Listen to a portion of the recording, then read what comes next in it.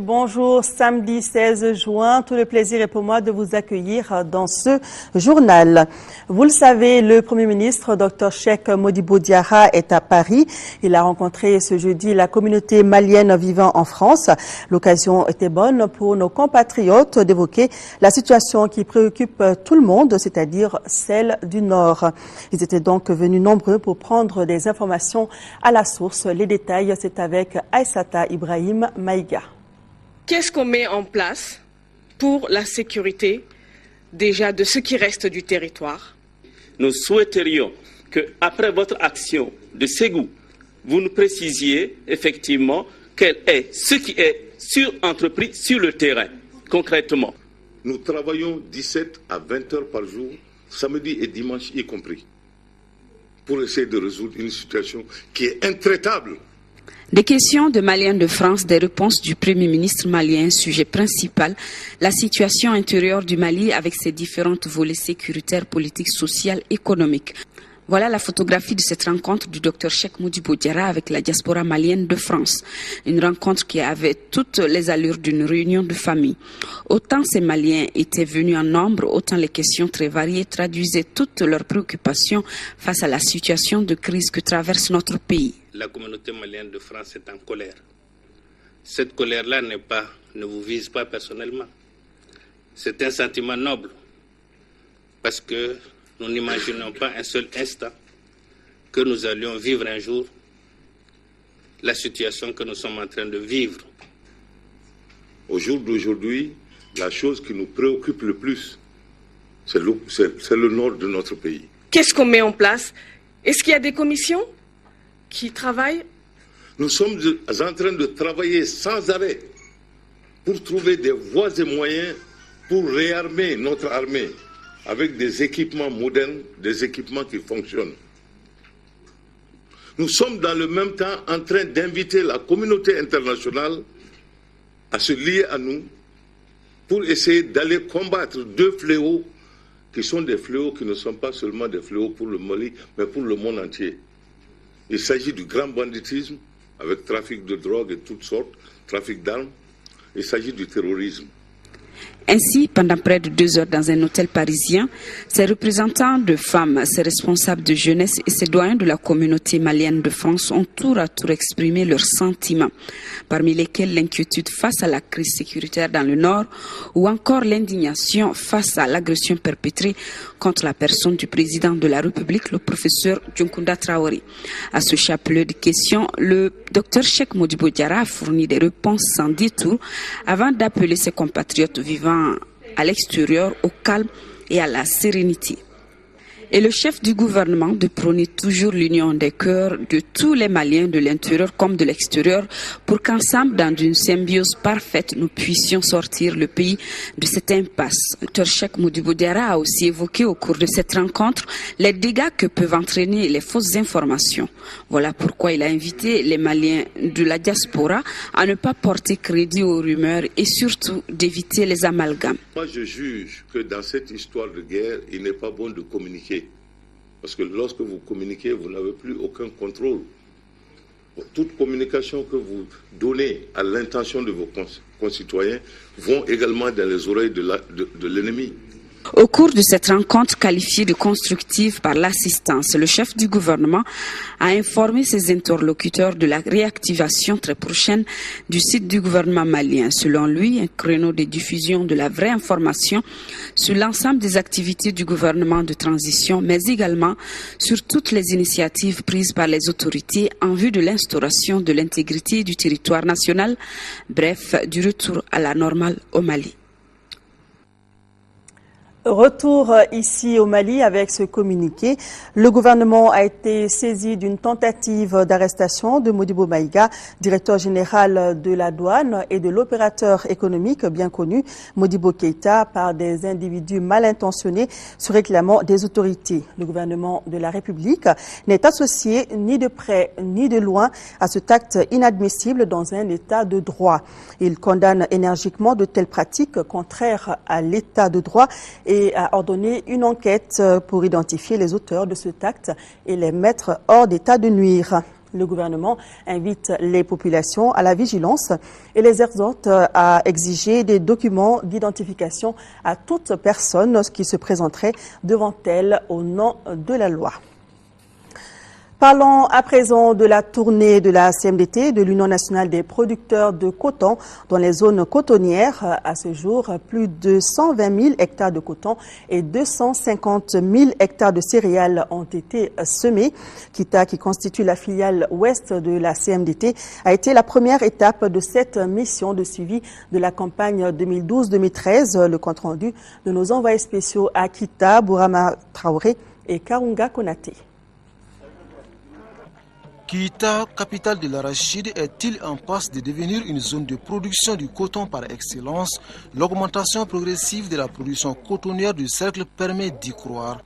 Kita, filiale ouest de la CMDT, a enregistré pour la campagne 2010-2011 11 000 tonnes de coton graines, celle de 2011-2012 31 000 tonnes. Cette année, la filiale table sur 42 000 tonnes de coton graines. Sur le plan matériel, toutes les dispositions sont prises pour que nous puissions conduire une très bonne campagne. Et les paysans aussi sont dans une disposition très favorable pour la relance de la culture du coton au niveau de la filiale ouest. La filiale ouest boucle ainsi la première phase de la mission conjointe CMDT et Union nationale des producteurs de coton.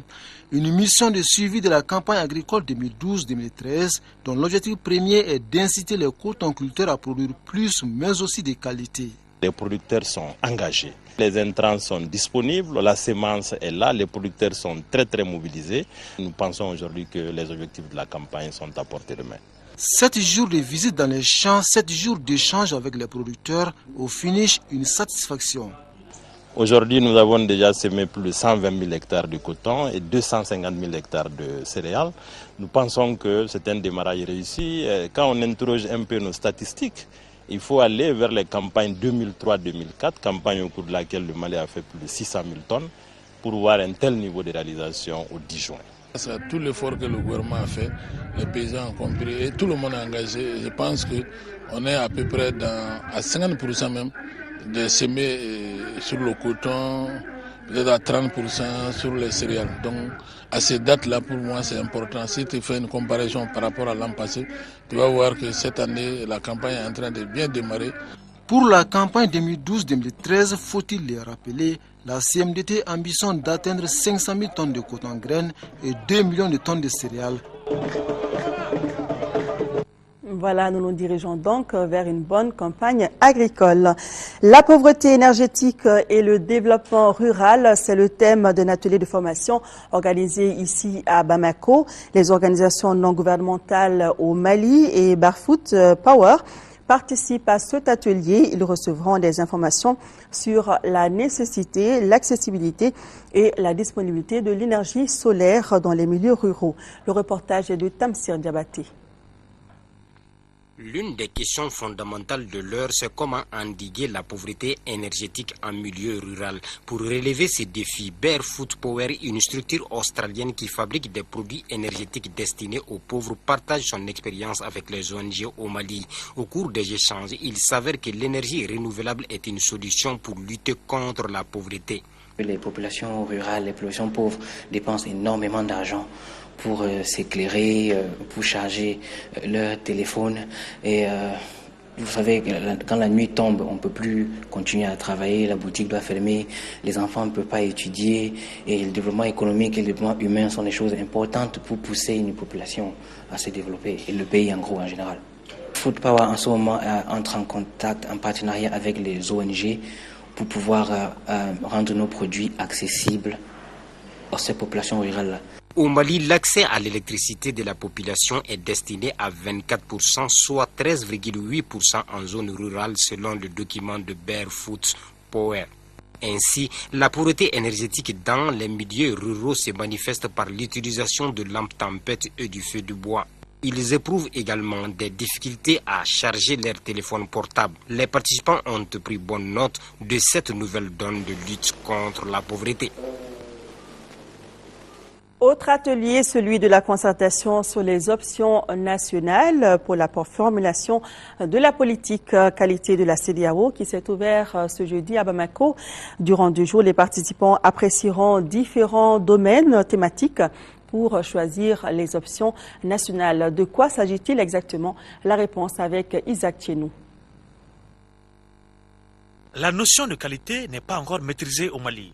L'implantation des infrastructures devant s'occuper de la question n'est pas encore achevée. La CEDEAO est désormais déterminée à trouver une solution à ce problème. Différents travaux ont été menés au niveau de sa commission. Des travaux qui ont débouché sur un document élaboré en vue d'une harmonisation sous-régionale. Il s'agit d'un atelier de concertation nationale en vue de retenir les options nationales dans les domaines thématiques comme les normes, les règlements techniques, l'évaluation de la conformité, l'accréditation, la métrologie et les mesures d'appui. La synthèse des options qui se dégageront au niveau des États fera l'objet d'un autre atelier au niveau régional en vue de la formulation de la politique régionale. Je vous invite à participer activement aux travaux du présent atelier qui vise à définir et à mettre en place une politique communautaire de la qualité pour répondre aux besoins des États membres. Aussi, les résultats issus de vos travaux contribueront à l'élaboration des politiques nationales de la qualité, à la détermination de l'état des infrastructures nationales de la qualité, à l'établissement des principes communs pour le développement d'une politique communautaire de la qualité. La session qui durera 2 jours permettra aussi d'apprécier différents domaines thématiques pour le choix d'une option nationale. Bamako a été la capitale des ateliers cette semaine. Jeudi dernier, s'est achevé l'atelier de validation des documents de la CAFO.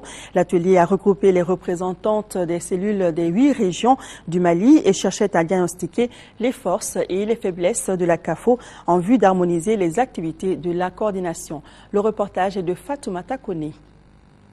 Les femmes de la CAFO veulent savoir l'impact de l'organisation dans leur vie associative. C'est pourquoi la structure a initié cet atelier de 4 jours.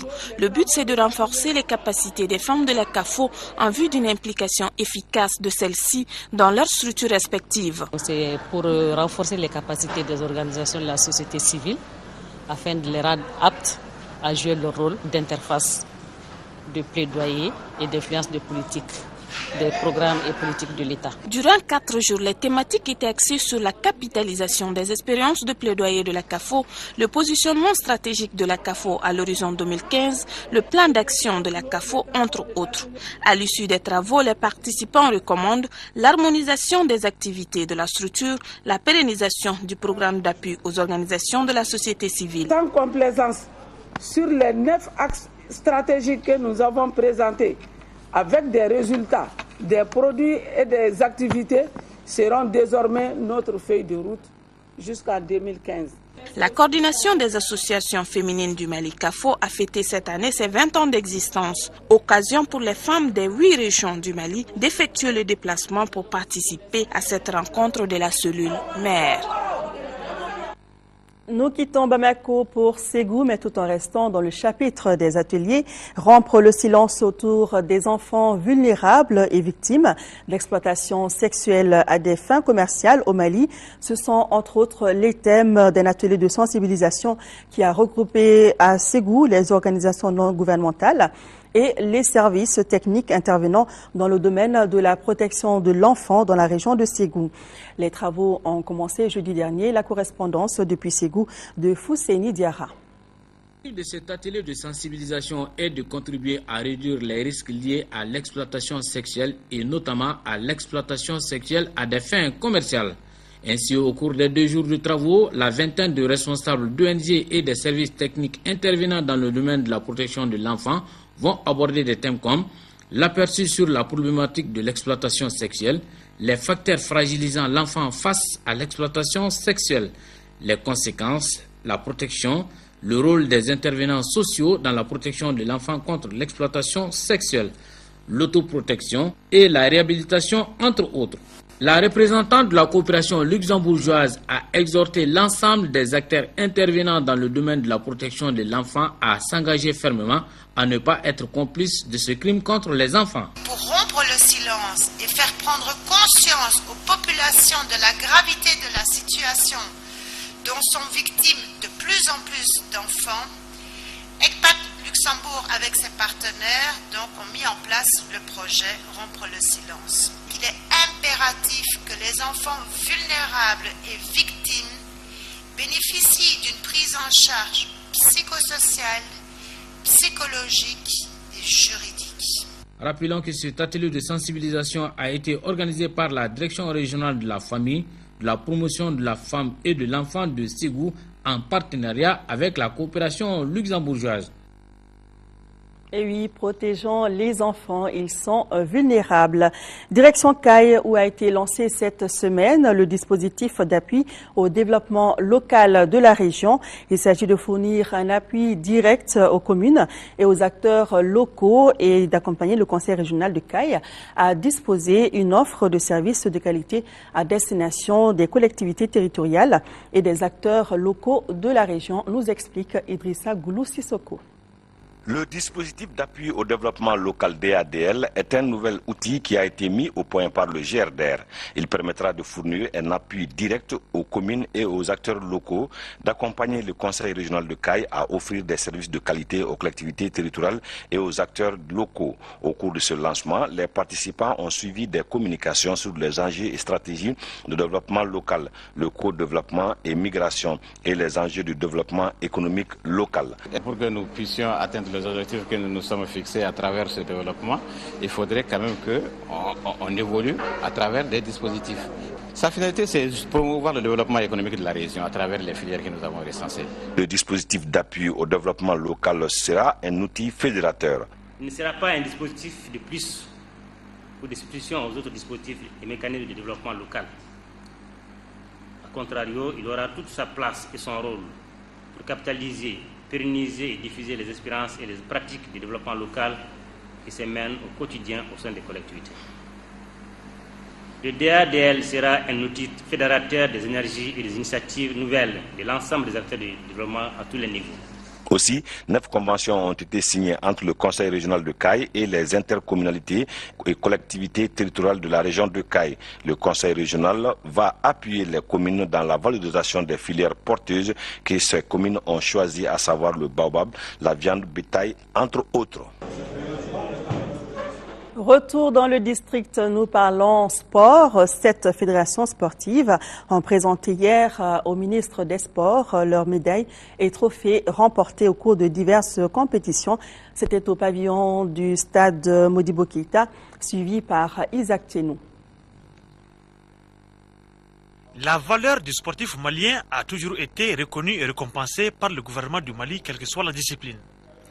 La présente cérémonie concerne les fédérations de basketball, de bras de fer sportifs, de kung-fu wushu, d'athlétisme, de lutte, de tennis de court et de volleyball.